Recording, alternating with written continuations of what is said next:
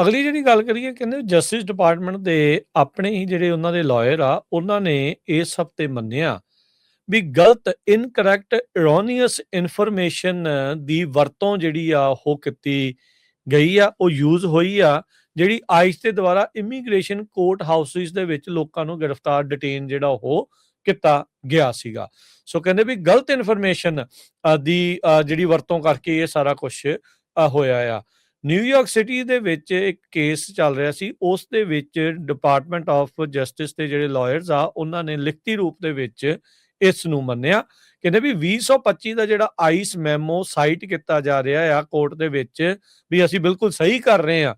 Ice ਦੇ ਦੁਆਰਾ ਜਿਹੜੇ ਇਮੀਗ੍ਰੇਸ਼ਨ ਕੋਰਟ ਦੇ ਵਿੱਚ ਲੋਕਾਂ ਨੂੰ ਗ੍ਰਿਫਤਾਰ ਕੀਤਾ ਜਾ ਰਿਹਾ ਆ, ਉਹ ਕਹਿੰਦੇ ਵੀ ਉਸ ਮੈਮੋ ਦੇ ਤਹਿਤ ਇਹ ਅਪਲਾਈ ਨਹੀਂ ਕਰਦਾ ਇਮੀਗ੍ਰੇਸ਼ਨ ਕੋਰਟਸ ਦੇ ਉੱਤੇ, ਜਦ ਕਿ ਇਹ ਮੰਨਿਆ ਜਾਂਦਾ ਹੈ ਵੀ ਇਹ ਸੇਫ ਪ੍ਰੋਟੈਕਟਿਡ ਏਰੀਆਜ਼ ਤੇ ਕੋਰਟ ਹਾਊਸ ਅਰੈਸਟ ਜਿਹੜਾ ਉਹ ਨਹੀਂ ਕੀਤੀ ਜਾ ਸਕਦੀ ਹੁੰਦੀ ਸੀ।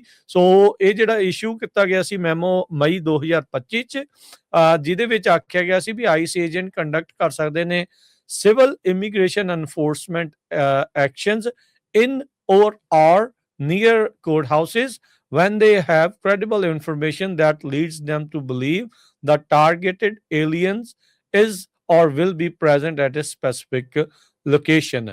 ਤੇ DOJ ਨੇ ਆਪਣੀ ਚਿੱਠੀ ਦੇ ਵਿੱਚ ਕਿਹਾ ਵੀ ਮੈਮੋ ਜਿਹੜਾ ਆ ਉਹ does not and have never applied to civil immigration enforcement actions in or near immigration courts। ਉੱਦਾਂ ਇਹ ਆਪਣੇ ਕੋਲ ਜਾਣਕਾਰੀ ਸਾਰਿਆਂ ਦੇ ਸਾਹਮਣੇ ਆ, ਵੀਡੀਓਜ਼ ਸਾਹਮਣੇ ਆ ਵੀ ਸੈਂਕੜੇ ਹੀ ਜਿਹੜੇ ਇਮੀਗ੍ਰੈਂਟਸ ਆ, ਮਾਈਗ੍ਰੈਂਟਸ ਆ, ਉਹਨਾਂ ਨੂੰ ਇਮੀਗ੍ਰੇਸ਼ਨ ਕੋਰਟਸ ਦੇ ਵਿੱਚ ਗ੍ਰਿਫਤਾਰ ਜਿਹੜਾ ਉਹ ਕੀਤਾ ਗਿਆ ਆ, ਡਿਟੇਨ ਕੀਤੇ ਗਏ ਆ।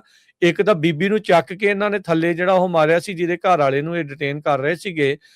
ਤੇ DOJ ਕਹਿੰਦੇ ਵੀ ਵੀ ਡੀਪਲੀ ਰਿਗਰੈਟ ਦਿਸ ਐਰਰ, ਕਹਿੰਦੇ ਵੀ ਗਲਤੀ ਹੋ ਗਈ ਜੀ, ਤੇ ਹੁਣ ਅਸੀਂ ਇਸ ਦੇ ਲਈ ਮਾਫੀ ਜਿਹੜੀ ਆ ਉਹ ਮੰਗਦੇ ਆ।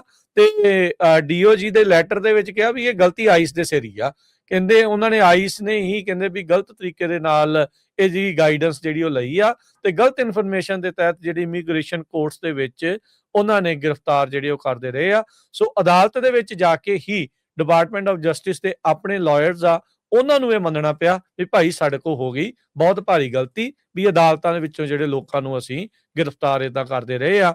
ਪਰ ਕੀ ਹੁਣ ਇਸ ਦਾ ਮਤਲਬ ਵੀ ਆਉਣ ਵਾਲੇ ਸਮੇਂ 'ਚ ਗ੍ਰਿਫਤਾਰੀਆਂ ਉੱਥੋਂ ਰੁਕਣਗੀਆਂ ਜਾਂ ਨਹੀਂ ਰੁਕਣਗੀਆਂ, ਇਹਦੇ ਬਾਰੇ ਅਜੇ ਉਹਨਾਂ ਨੇ ਕੋਈ ਜਿਹੜੀ ਗੱਲ ਨਹੀਂ ਦੱਸੀ। ਹਾਂ, ਬੀਤੇ ਕੱਲ ਦੀ ਉਹ ਗਲਤੀ ਜਿਹੜੀ ਉਹ ਜ਼ਰੂਰ ਮੰਨ ਰਹੇ ਹੈਗੇ ਆ। ਤੇ ਜਾਂਦੇ ਜਾਂਦੇ ਇੱਕ ਖਬਰ ਨੇਪਾਲ ਦੀ ਕਰਦੇ ਜਾਈਏ। ਨੇਪਾਲ ਦੇ ਵਿੱਚ ਨਵੀਂ ਸਰਕਾਰ ਬਣ ਗਈ ਹੈ ਤੇ ਨੇਪਾਲ ਦੀ ਇਤਿਹਾਸ ਦੇ ਵਿੱਚ ਉੱਥੇ ਦਾ ਯੰਗੈਸਟ ਪ੍ਰਾਈਮ ਮਿਨਿਸਟਰ ਬਣਿਆ ਹੈਗਾ ਬਲਿੰਦਰਾ ਸ਼ਾਹ, 35 ਸਾਲਾਂ ਦਾ ਆ। ਟੋਟਲੀ ਨਵੀਂ ਪਾਰਟੀ ਆ, ਕਿਉਂਕਿ ਪਿੱਛੇ ਅਨਰੈਸਟ ਬਹੁਤ ਹੋਇਆ ਸੀ, ਕਈ ਜੰਗ ਲੋਕਾਂ ਨੂੰ ਉੱਥੇ ਦੀ ਸਰਕਾਰ ਨੇ ਮਾਰ ਦਿੱਤਾ ਸੀ। ਜਦੋਂ ਫਿਰ ਸਰਕਾਰ ਨੂੰ ਓਵਰਥਰੋ ਕਰ ਦਿੱਤੀ ਤੇ ਉਸ ਤੋਂ ਬਾਅਦ ਹੁਣ ਇਲੈਕਸ਼ਨ ਹੋਈ ਆ।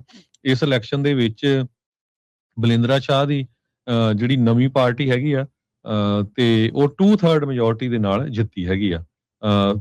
ਕੋਈ ਵੀ ਉਹਦਾ ਜਿਹੜਾ ਪੋਲਿਟਿਕਸ ਦੇ ਨਾਲ ਜ਼ਿਆਦਾ ਵਾਹ ਵਾਸਤਾ ਨਹੀਂ ਹੈਗਾ। ਸਟਰਕਚਰਲ ਇੰਜੀਨੀਅਰ ਤੇ ਉਹ ਤੋਂ ਬਾਅਦ ਰੈਪ ਆਰਟਿਸਟ ਬਣਿਆ ਸੀ, ਰੈਪਰ ਸੀਗਾ।